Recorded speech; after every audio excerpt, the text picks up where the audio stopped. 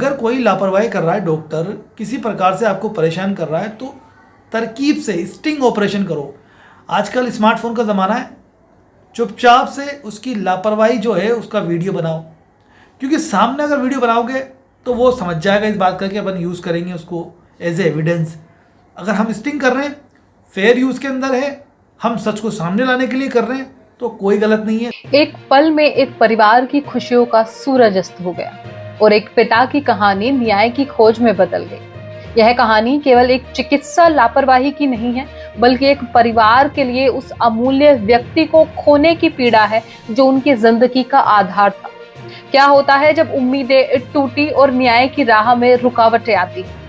आइए हम इस दिल दहला देने वाली घटना को गहराई से समझते हैं, जो हमें सोचने पर मजबूर करती है कि क्या हमारे चिकित्सा और न्याय प्रणाली में सुधार की जरूरत नहीं है। 1993 में एक मरीज को ट्रांजिट इस्केमिक अटैक यानी TIA के लक्षणों के साथ आशीर्वाद हार्ट हॉस्पिटल लाया गया।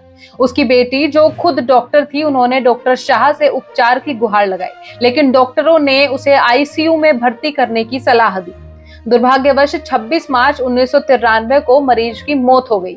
इसके बाद मृतक के परिजनों ने डॉक्टर शाह के खिलाफ चिकित्सा लापरवाही का मामला दर्ज कराया। उनका आरोप था कि डॉक्टर शाह ने उचित उपचार नहीं किया। हालांकि ट्रायल कोर्ट ने डॉक्टर शाह को निर्दोष घोषित कर दिया। हाल ही में बॉम्बे हाई कोर्ट ने ट्रायल कोर्ट के निर्णय को खारिज करते हुए केस को फिर से सुनवाई के लिए भेज दिया है, यह बताते हुए कि महत्वपूर्ण साक्ष्यों और गवाहों की सही सुनवाई नहीं की गई थी। आपको बता दें, 1993 में हुए इस दिल दहला देने वाले मामले ने एक परिवार की जिंदगी को पूरी तरह से बदल दिया। एक पिता जो किसी भी परिवार के लिए आराध्य स्तंभ होता है, अचानक इस दुनिया से चला गया। यह घटना केवल एक चिकित्सा लापरवाही का मामला नहीं है, बल्कि यह न्याय की खोज में एक परिवार की अंतहीन पीड़ा की कहानी है। जब हम इस मामले को देखते हैं तो यह समझना जरूरी है कि चिकित्सा लापरवाही केवल एक व्यक्ति के लिए नहीं, बल्कि उनके परिवार के लिए भी एक दुखदायी स्थिति होती है। मरीज की बेटी जो खुद एक डॉक्टर थी, उन्होंने अपने पिता की स्थिति के गंभीर होने पर डॉक्टर शाह से उचित उपचार की मांग की थी। जब एक परिवार का सदस्य बीमार होता है तो उसकी देखभाल और उपचार का जिम्मा डॉक्टरों पर होता है। यहाँ तक कि जब एक डॉक्टर अपने परिवार के सदस्य का इलाज कर रहा होता है तो उस पर अतिरिक्त दबाव होता है। चलिए अब आपको बताते हैं चिकित्सा की कुछ लापरवाही और इसके प्रभावों के बारे में। चिकित्सा लापरवाही के मामले अक्सर कोर्ट में जाते हैं, लेकिन इसके पीछे की सच्चाई और भी गहरी होती है। भारत में चिकित्सा लापरवाही के मामलों में पिछले कुछ वर्षों में वृद्धि हुई।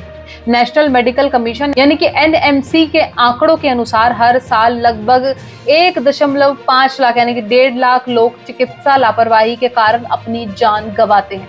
यह आंकड़ा चिंताजनक है और इस बात की ओर इशारा करता है कि हमें चिकित्सा सेवा में सुधार की आवश्यकता है।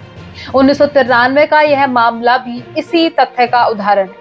जब मरीज को अस्पताल लाया गया, तब डॉक्टर शाह को पता होना चाहिए था कि मरीज की स्थिति गंभीर है और उसे ICU यानी कि तत्काल ICU में भर्ती किया जाना चाहिए। इस लापरवाही के परिणाम स्वरूप एक परिवार ने अपने पिता को खो दिया और उसकी पत्नी और बच्चों को एक स्थायी आघात झेलना पड़ा। इसमें एक और महत्वपूर्ण पहलू है न्याय की प्रक्रिया में देरी, यानी कि इस केस में ट्रायल कोर्ट का फैसला परिवार के लिए एक और झटका था। जब उन्हें उम्मीद थी कि उन्हें न्याय मिलेगा, तब उन्हें निराशा का सामना करना पड़ा।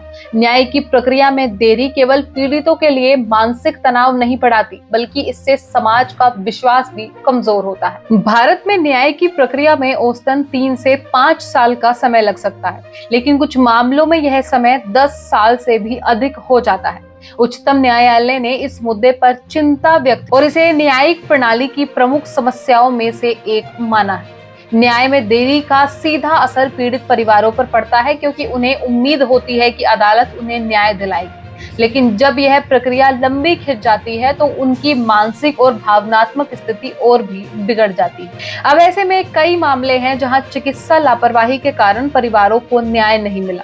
उदाहरण के लिए 2011 में एक महिला ने अपने बच्चे को जन्म देने के दौरान चिकित्सा लापरवाही के कारण अपनी जान गंवा दी थी। इस मामले में अदालत ने चिकित्सकों को दोषी ठहराया, लेकिन परिवार को न्याय पाने में कई साल लग गए। ऐसे मामले न्याय प्रणाली की खामियों को उजागर करते हैं और यह दिखाते हैं कि किस प्रकार चिकित्सा सेवा में सुधार की आवश्यकता है। इस तरह के मामलों में परिवारों को केवल वित्तीय मुआवजा नहीं चाहिए, बल्कि उन्हें न्याय की आवश्यकता है। जब तक न्यायिक प्रक्रिया में तेजी नहीं लाई जाती, तब तक ऐसे परिवारों को न्याय नहीं मिलेगा। आपको बता दें, बॉम्बे हाई कोर्ट का हालिया निर्णय एक आशा की किरण है। यह न केवल इस मामले को फिर से देखने का अवसर देता है, बल्कि यह भी बताता है कि न्यायिक प्रक्रिया में सुधार की आवश्यकता है। हमें यह सुनिश्चित करना चाहिए कि सभी साक्ष्यों की सही तरीके से समीक्षा की जाए और पीड़ित परिवारों को न्याय दिलाने में कोई कसर ना छोड़ी जाए। यह मामला केवल एक चिकित्सा लापरवाही का केस नहीं है, यह न्याय की खोज और एक परिवार की पीड़ा की कहानी भी है। हाई कोर्ट के इस निर्णय से उम्मीद है कि न्याय की प्रक्रिया और अधिक प्रभावी और पारदर्शी होगी। हमें यह समझने की आवश्यकता है कि चिकित्सा लापरवाही से न केवल मरीज की जान जाती है, बल्कि यह परिवार के सदस्यों के लिए भी एक स्थायी घाव छोड़ जाती है। न्यायिक प्रणाली में सुधार, चिकित्सा सेवाओं की पारदर्शिता और सख्त दंड की जरूरत है, ताकि ऐसी घटनाओं को रोका जा सके। अंत में यह जरूरी है कि समाज और सरकार दोनों मिलकर इस दिशा में ठोस कदम उठाएं, ताकि भविष्य में कोई भी परिवार ऐसे दर्दनाक अनुभवों से ना गुजरे।